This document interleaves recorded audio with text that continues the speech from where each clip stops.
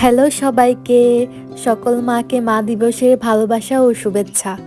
মা এমন একজন মানুষ যার জন্য হাজার ধন্যবাদ দিলেও আসলে কম হয়ে যায়। আজকের এই স্পেশাল দিনটা আমি কাটাতে যাচ্ছি আমার সবচেয়ে স্পেশাল মানুষের সাথে। তিনি হচ্ছেন আমার মা। তো প্রথমেই আমি এখানে রেডি হয়ে নিলাম।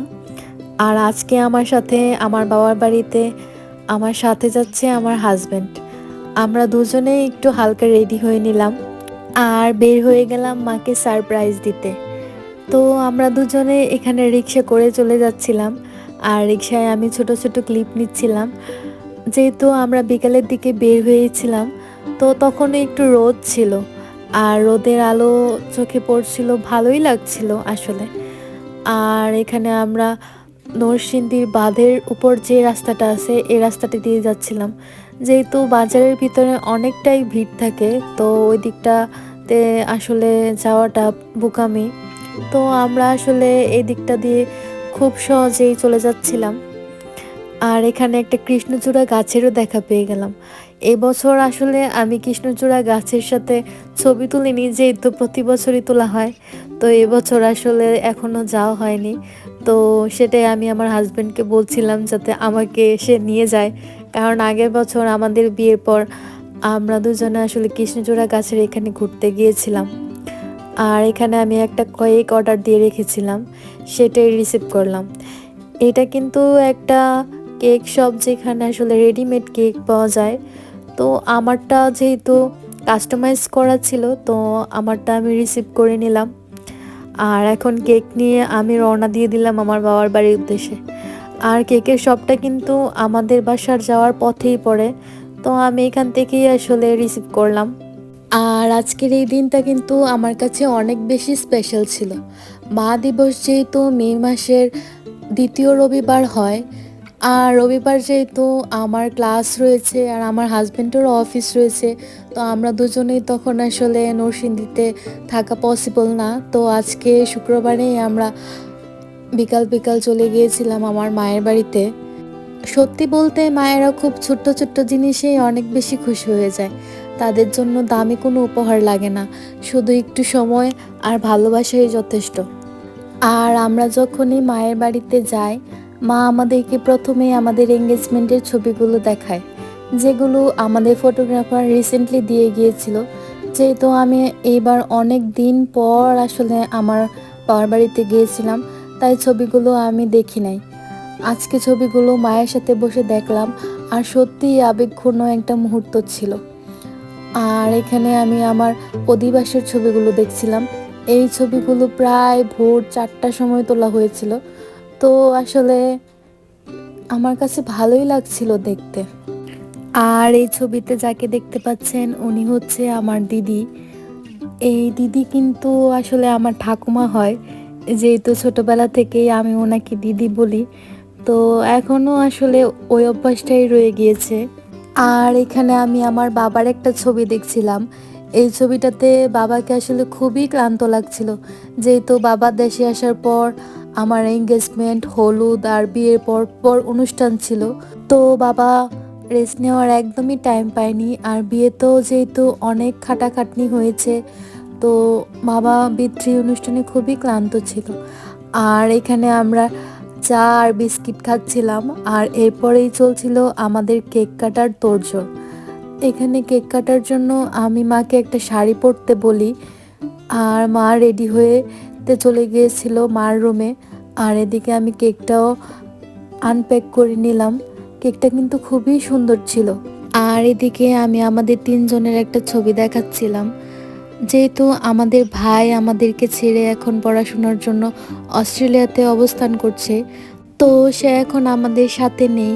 প্রতি বছর আমরা তিনজনই আসলে মার সাথে মাদার্স ডে পালন করি। এবছর যেহেতু অনেক নেই, আমরা আসলে ওকে খুবই মিস করছিলাম। আর শুধু আজকেই না, আমরা প্রত্যেক দিনই আসলে আমাদের ভাইকে অনেক মিস করি। আর বিশেষ করে আমার মা তো সারাদিনই ওর কথা বলে। আর এদিকে আসলে আমরা কেক কাটার জন্য বসে পড়েছিলাম। তো আমরা তিনজনে কিছু ছবি তুলে নিলাম। আজকের এই দিনটা আমাকে আবারও মনে করিয়ে দিল, জীবনে যতই ব্যস্ততা থাকুক না কেন, পরিবারকে সময় দেওয়াটা খুবই জরুরি, বিশেষ করে মায়েদের। কারণ তারা কখনো নিজের জন্য কিছু চায় না, শুধু চায় তাদের সন্তানরা যেন ভালো থাকুক। আর এই মা দিবস সেলিব্রেশন হয়তো খুব গ্র্যান্ড কিছু ছিল না, কিন্তু আমার কাছে এটা ছিল অনেক বেশি মূল্যবান। কারণ এখানে ছিল ভালোবাসা, পরিবারের উষ্ণতা আর মায়ের হাসি। আর সত্যি বলতে দিন শেষে এগুলোই আমাদের কাছে সবচেয়ে বেশি ইম্পর্ট্যান্ট। কেক কাটার এই সময়টা ছিল সবচেয়ে বেশি স্পেশাল। মনে হচ্ছিল আমরা সবাই যেন আগের সেই ছোট্ট ছোট্ট ফ্যামিলি মুমেন্টে ফিরে গিয়েছি। জীবনে যতই বড় হই না কেন, বাবার বাড়িতে গেলে নিজেকে সবসময় ছোট্ট মেয়েই মনে হয়। আর মায়ের পাশে থাকলে তো আলাদা একটা শান্তি কাজ করে, যেটা অন্য কোথাও পাওয়া যায় না। কেক কাটার সময়টা ছিল পুরো দিনের সবচেয়ে সুন্দর আর ইমোশনাল একটা মুহূর্ত। সবাই যখন একসাথে দাঁড়িয়েছিল, তখন হঠাৎ করেই মনে হচ্ছিল সময়টা যেন একটু থমকে গেছে। ছোট্ট একটা কেক, পরিবারের মানুষগুলো, আর অনেক দিন পর একসাথে কাটানো কিছু মুহূর্ত, সব মিলে পুরো পরিবেশটা খুবই শান্ত আর ভালোবাসায় ভরা লাগছিল। আর আমাদের ভাই আমাদের পাশে ছিল না ঠিকই, তবে এবারের বছরে কিন্তু আমাদের পাশে ছিল আমাদের পরিবারের নতুন সদস্য, আমার হাজব্যান্ড। মা যখন কেকটা কাটছিল, তখন তার মুখের হাসিটা দেখি আমার ভেতরে অন্যরকম একটা অনুভূতি হচ্ছিল। মনে হচ্ছিল এত ব্যস্ততা আর জীবনের পরিবর্তনের মাঝেও কিছু জিনিস কখনোই বদলায় না, যেমন পরিবারের ভালোবাসা। কেক কাটার সময়টাও আমাদের অনেক হাসাহাসি করছিলাম, পুরনো গল্প বলছিলাম, আর কেউ কেউ 15 দিনের কথা বলে মনে করেও হাসছিলাম। ওই মুহূর্তে মনে হচ্ছিল আমরা যেন আবার আগের সেই ছোট্ট ফ্যামিলি ডেইসে ফিরে গিয়েছি, যখন কোনো চিন্তা ছিল না, শুধু একসাথে থাকা আর আনন্দ করার মুহূর্তের মধ্যেই ছিল সব সুখ। সত্যি বলতে বড় হওয়া যাওয়ার মধ্যে মানুষ অনেক জায়গায় যায়, অনেক নতুন সম্পর্ক আর দায়িত্ব আসে, কিন্তু বাবার বাড়ির অনুভূতিটা সব সময় আলাদা থেকে যায়। জীবনে যত বড়ই হয়ে যাও না কেন, বাবার বাড়িতে গেলে নিজেকে সবসময় ছোট্ট মেয়েই মনে হয়। মনে হয় এখনও মায়ের আগের মতোই সব কিছু খেয়াল রাখছে, আমি খেয়েছি কিনা, ক্লান্ত কিনা, ঠিকমতো আছি কিনা। এই ছোট্ট ছোট্ট কেয়ারগুলো হয়তো বাইরে থেকে খুব সাধারণ লাগে, কিন্তু এগুলো ভিতর থেকে সবচেয়ে বেশি ভালোবাসা লুকিয়ে থাকে। আর মায়ের পাশে থাকলে অদ্ভুত একটা শান্তি কাজ করে, এমন একটা কমফোর্ট যেটা ভাষায় পুরোপুরি বোঝানো যায় না। মনে হয় পৃথিবীতে যতই কঠিন থাকুক না কেন, মায়েরা পাশে বসলে সব চিন্তা একটু কমে যায়। আর এখানে আমরা সবাই মিলে খুব গল্প করছিলাম, একসাথে বসে অনেক হাসাহাসি, ছোট ছোট কথা নিয়ে। এইসব মুহূর্ত আসলে জীবনের সবচেয়ে বেশি মূল্যবান স্মৃতি হয়ে থাকে। যেহেতু কেক কাটার পর অনেকটাই রাত হয়ে গিয়েছিল, তো আমরা দুজনে এখানে ডিনার করতে বসে গিয়েছিলাম। এখানে মা আমাদের জন্য রান্না করেছিল ডিমের তরকারি, আর একটা সবজির বড়া, আর চিকেন, আর পোলাও। আর আমরা খেতে খেতে এখানে দুজনেই গোপাল ভাঁড় দেখছিলাম।